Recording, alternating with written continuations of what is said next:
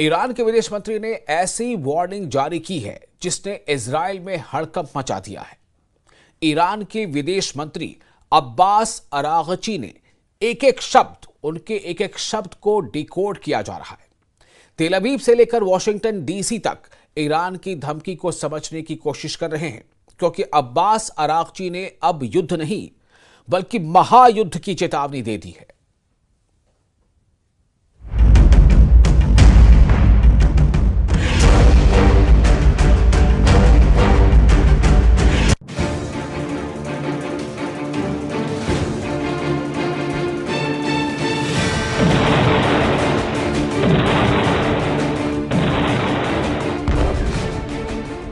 जिससे भी लग रहा है कि युद्ध खत्म हो गया, गाजा में धमाके खामोश पड़ चुके हैं।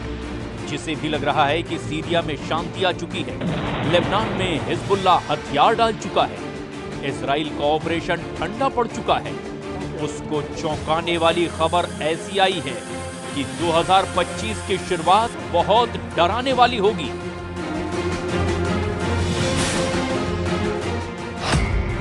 2022 के युद्ध, 2023 की जंग और 2024 के युद्ध से बढ़कर इस साल अब महायुद्ध का पहला सिग्नल मिल चुका है। 2025 की शुरुआत यानी जनवरी के महीने में ही एक बड़ी जंग दस्तक देने लगी है। ईरान ने जनवरी के महीने में ही अपनी 1000 से भी ज्यादा मिसाइल लॉन्च करने के लिए तैयार कर ली है। इस बात की तस्दीक ईरान के विदेश मंत्री अब्बास अरागची ने भी कर दी है। अब्बास अरागची ने चीन के मीडिया को एक धमाकेदार इंटरव्यू दिया है। अरागची ने इस इंटरव्यू में जो बोला वो इजराइल की मीडिया में गोला बनकर गिरा है।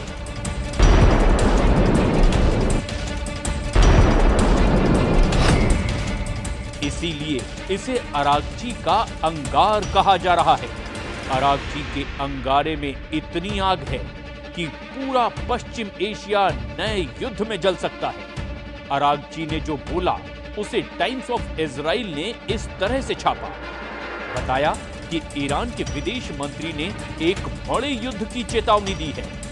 इजराइल के जेरूशलम पोस्ट में लिखा, ईरान ने इजराइल को अब ऑल आउट वॉर यानी कि खुल्लम खुल्ला युद्ध की वार्निंग दी है।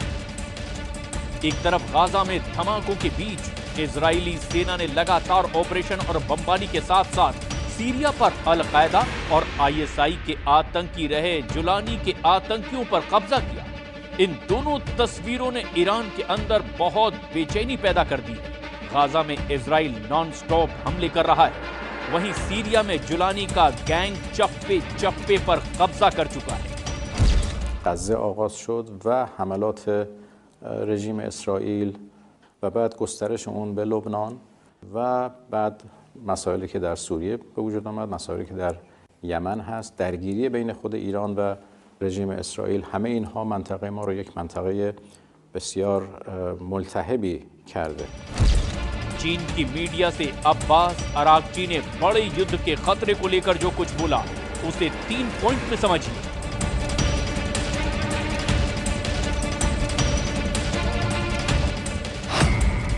अरागची ने कहा कि ईरान भविष्य में इजराइल के किसी भी हमले के लिए तैयार है। अरागची ने कहा कि उम्मीद है कि इजराइल गलत कदम नहीं उठाएगा। अरागची ने कहा कि इजराइल ने हमला किया तो महायुद्ध होने की 100% गारंटी है।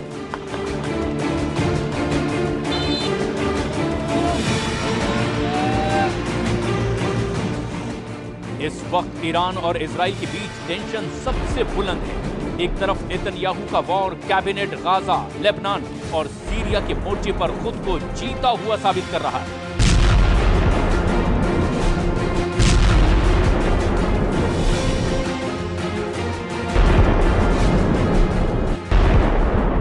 तो वहीं दूसरी तरफ ईरान के सर्वोच्च नेता अली खामनेई ने सीरिया में इजराइल और आतंकी ग्रुप हयात तहरीर अल शाम के सरगना जुलानी को सबक सिखाने वाले मिशन पर अपनी मुहर लगा दी है।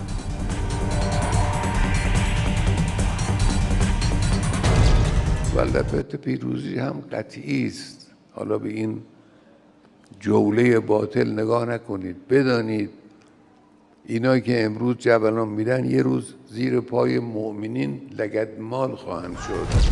खामनेई के बयान में नेतन्याहू के साथ जुलानी के लिए बड़ी वार्निंग है।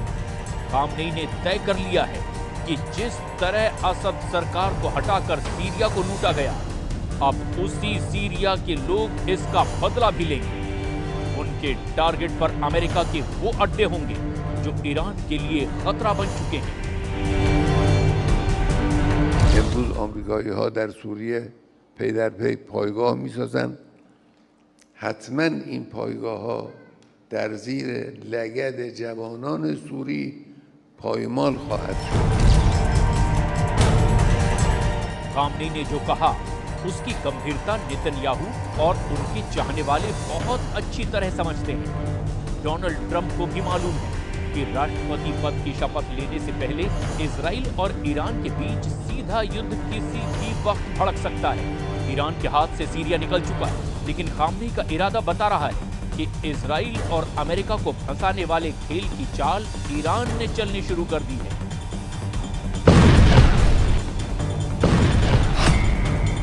ईरान के सर्वोच्च नेता अली खामनेई के जनरल हुसैन सलामी कह चुके हैं कि इजराइल को सीरिया में दफन कर देंगे। زندگی می‌کردند چون ما به دنبال عزتشان بودیم. ما نرفته بودیم تا بخشی از خاک سوریه را منضم به خاک خودمان کنیم. نرفته بودیم تا آنجا را میدان جستجوی منافع بلند پروازانه و زیاده خواهانه خود قرار دهیم. वैसे नुकसान में सिर्फ ईरान है, ऐसा नहीं है। गाजा में हजारों बम गिराए जाने और हजारों जान जाने के बाद भी नेतन्याहू अपने युद्ध में पूरी तरह नाकाम साबित हो रहे हैं। गाजा में जारी इजराइल की बमबारी के बीच इजराइल की सबसे बड़ी चुनौती गाजा पर पूरी तरह कंट्रोल करना है।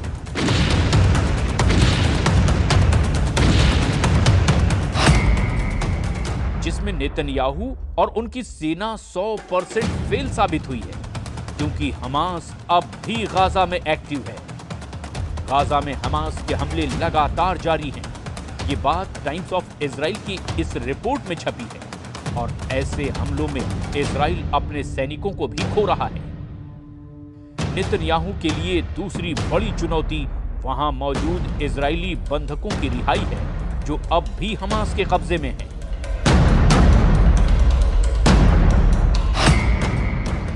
इसमें भी नेतन्याहू और उनकी बहुत ही आधुनिक सेना 100% फेल साबित हुई है।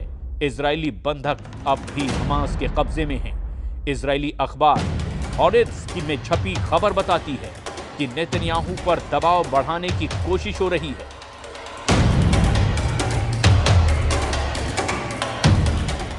बंधकों को छुड़ाने के लिए नेतन्याहू और उनकी फौज शुरू में काफी एक्टिव दिखी, लेकिन अब ऐसी खामोशी छा गई है कि सब नेतन्याहू के युद्ध वाले एजेंडे पर सवाल उठने लगे।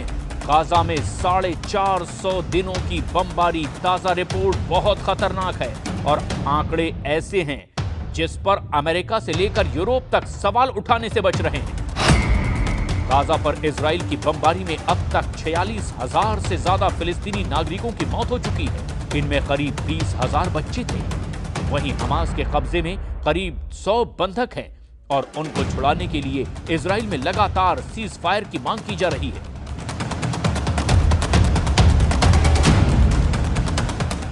तेल अवीव में अब नेतन्याहू के खिलाफ लगातार प्रदर्शन हो रहे हैं। हंगामा, शोर और नारेबाजी के साथ नेतन्याहू और उनकी वॉर कैबिनेट को जगाने की कोशिश हो रही है। लेकिन नेतन्याहू सरकार की चुप्पी ने लोगों को भड़का दिया है। तेल अवीव में जुटे ये वो लोग हैं जिनमें ज्यादातर बंधकों के रिश्तेदार हैं। इजराइल अब गाजा में क्या चाहता है, इस बात को लेकर नेतन्याहू की पॉलिसी काफी भ्रम की स्थिति में नजर आती है, क्योंकि जो युद्ध उसने हमास को खत्म करने के लिए शुरू किया था वो अब भी एक्टिव है और इजराइल की फोर्स अब भी गाजा में ज्यादातर इलाकों में सीना चौड़ा करके पेट्रोलिंग नहीं कर सकती।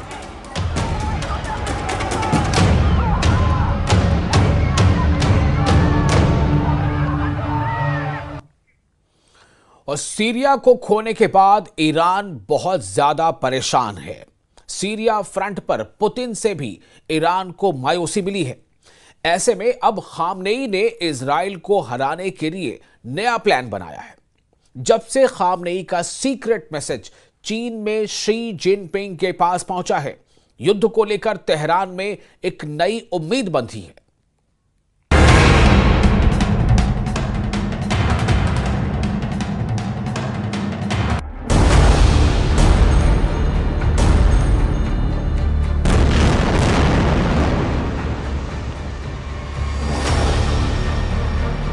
क्या ईरान ने मास्टर स्ट्रोक चल दिया है? क्या ईरान ने इजराइल को बड़े युद्ध में फंसा दिया है? क्या ईरान ने चीन के साथ सबसे बड़े युद्ध की डील कर ली है? पश्चिम एशिया की जंग में क्या जिनपिंग की एंट्री हो चुकी है? क्योंकि ईरान की तरफ से ऐसा इशारा किया जा रहा है। ईरान जानता है कि नेतन्याहू की असली ताकत अमेरिका है और जब तक अमेरिका के मुकाबले में बड़ी ताकत को नहीं लाया जाएगा, तब तक इजराइल को हराना आसान नहीं। वहीं इसमें भी कोई शक नहीं कि ट्रंप की व्हाइट हाउस में वापसी से इजराइल और मजबूत होगा, इसकी पूरी गारंटी है। ऐसे में पश्चिम एशिया में इजराइल और अमेरिका पर लगाम लगाने के लिए ईरान ने प्लान बी पर काम करना शुरू कर दिया है और इस प्लान बी का मतलब है शी जिनपिंग। ईरान ने कहा है कि चीन के पूरे पश्चिम एशिया में सबसे बेहतर रिश्ते हैं और चीन का दखल दुनिया के कई इलाकों में शांति ला सकता है। अब्बास अरागची ने कहा कि चीन को इजराइल के युद्ध का इलाज करना चाहिए, तभी इलाके में शांति लौटेगी। به چین میتونه قدرت ایفای نقش سیاسی در منطقه برای حل و فصل اختلافات، برای کمک به کشورهای منطقه در جهت رسیدن به راه حل‌های مسالمت آمیز برای اختلافات خودشون کمک بکنه چین و جمهوری اسلامی ایران به سهم خودش از این حرکت استقبال میکنه و آمادگی همکاری رو داره. चीन की एंट्री कराना इजराइल के खिलाफ ईरान का बहुत ही खतरनाक प्लान माना जा रहा है। सीरिया का भी इलाज ईरान ने ढूंढ निकाला है। खामनेई ने जुलानी और नेतन्याहू के अलावा अमेरिका को भी सीरिया में हराने के लिए प्लान तैयार कर लिया है। इजराइल इस वक्त गाजा पर लगातार हमले कर रहा है। दक्षिण लेबनान में अब भी इजराइल की फोर्स एक्टिव है और इसे लेकर हिजबुल्लाह ने फिर से युद्ध शुरू करने के सिग्नल देने चालू कर दिए।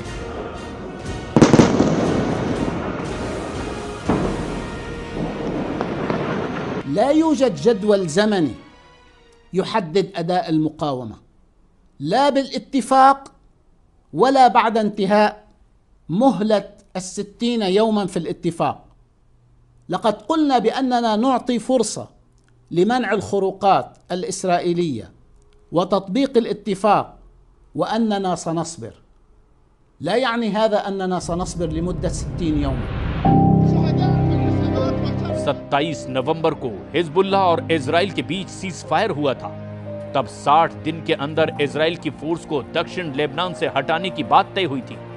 लेकिन अब हिजबुल्लाह को लग रहा है कि जिस तरह नेतन्याहू ने सीरिया में फौज की घुसपैठ करके कब्जा करना शुरू किया है, यही हाल दक्षिण लेबनान का होगा, क्योंकि नेतन्याहू ने सीरिया में जबल अल शेख रेंज पर अपना हेलीकॉप्टर उतारकर यह मैसेज पहले ही दे दिया कि सीरिया में इजराइल की फौज अब लंबे वक्त तक रहेगी, या यूं कहें कि सीरिया के बड़े इलाके पर इजराइल की फौज अपना कब्जा बरकरार रखेगी।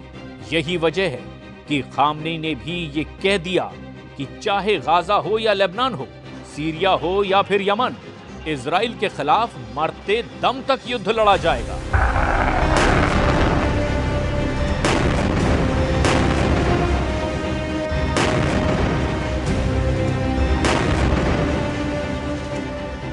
हर खूनी के लबनान नماد مقاومت و پیروز خواهد شد. یمن هم نماد مقاومت و پیروز خواهد شد و انشاءالله دشمن و متجاوزین در رأس همه اونها آمریکای طماع و جنایتکار مجبور خواهند شد دست از سر مردم منطقه و ملت‌های منطقه بردارن و با ذلت از این منطقه انشاءالله خارج بشن. इसमें कोई शक नहीं कि ईरान एक तरह से सीरिया में हारा है। वहां की असद सरकार को हटाने के पीछे अमेरिका और इजराइल का जॉइंट प्लान रहा और बशर अल असद को सत्ता से हटाने में जुलानी सबसे आगे रहा और जुलानी का नजरिया इजराइल को लेकर काफी नर्म है। नेतन्याहू भी कह चुके हैं कि सीरिया में असद सरकार को हटाना इजराइल का मास्टर स्ट्रोक है। The historic events we witnessed today are a chain reaction to the pounding of Hamas, the decimation of Hezbollah, the targeting of Nasrallah, the blows we delivered to the Iran regime's axis of terror. And all this came, as President Trump pointed out this week, because of Israel and its fighting success. Iran जानता है कि Netanyahu ने Iran के साथ नया mind game खेलना शुरू कर दिया है।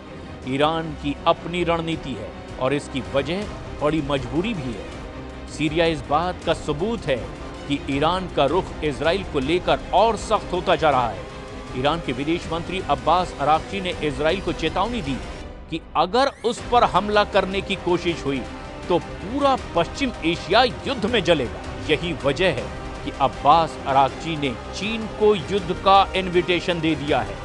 ईरान चाहता है कि चीन भी सीरिया, गाजा और लेबनान के वॉर जोन में एंट्री करे और इसे ही ईरान की चीन के साथ सबसे बड़े युद्ध की डील कहा जा रहा है। ईरान किसी भी कीमत पर नहीं चाहता कि सीरिया में इजराइल मजबूत हो, जबकि नेतन्याहू ने तो सीरिया में बफर जोन का एक्सटेंशन बनाना भी शुरू कर दिया है। लेकिन ईरान से लेकर सऊदी अरब और बाकी अरब देश भी बहुत अच्छी तरह से जानते हैं कि ग्रेटर इजराइल नेतन्याहू के वॉर कैबिनेट का सबसे बड़ा एजेंडा है और इस एजेंडे को नहीं रोका गया तो उनका काम भी तमाम हो जाएगा। और यही वजह है कि ईरान ने बाकी अरब देश से अपने संबंध बेहतर बनाने शुरू कर दिए हैं। بسیار پر التهاب در منطقه خاورمیانه و غرب آسیا رخ انجام گرفت. ما چند اولویت داریم. یکی از این اولویت‌ها حسن روابط همسایگی در منطقه پیرامونی خودمون هست. ایجاد ارتباط خوب. इसमें कोई शक नहीं कि पश्चिम एशिया में युद्ध खत्म होने का नाम नहीं ले रहा और इस युद्ध में सबसे ज्यादा धमाका इजराइल ही कर रहा है, चाहे गाजा हो या फिर सीरिया या फिर दक्षिण लेबनान। धमाके बहुत ज्यादा हो रहे हैं और मौतों का आंकड़ा भी बेकाबू हो चुका है। इस वक्त गाजा, लेबनान और सीरिया के आसमान में इजराइल की एयरफोर्स बहुत एक्टिव है। इजराइल के F-15 फाइटर जेट लगातार उड़ान भर रहे हैं और इनको ऐसे ऐसे बमों से लैस किया गया है जिससे ऐसे धमाके हो रहे हैं जिसकी गूंज तेहरान तक पहुंच रही है।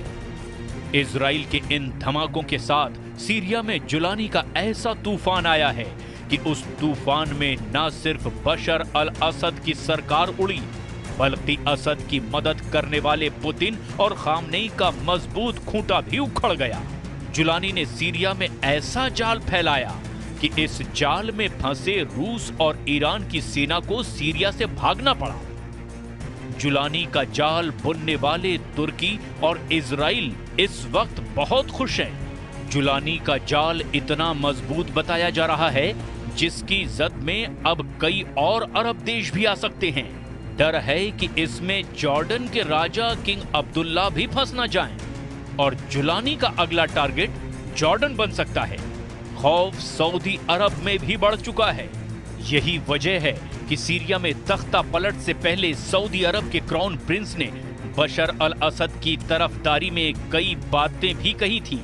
इजराइल के धमाकों को लेकर ईरान में खौफ सबसे ज्यादा है। इजराइल सीरिया के सभी मिलिट्री अड्डे तबाह कर चुका है। जुलानी के कब्जे के बाद तो लेबनान और ईरान के बीच वाली ईरान की सप्लाई लाइन भी अब खत्म हो चुकी है और यही वजह है कि ईरान बहुत ज्यादा बेचैन है।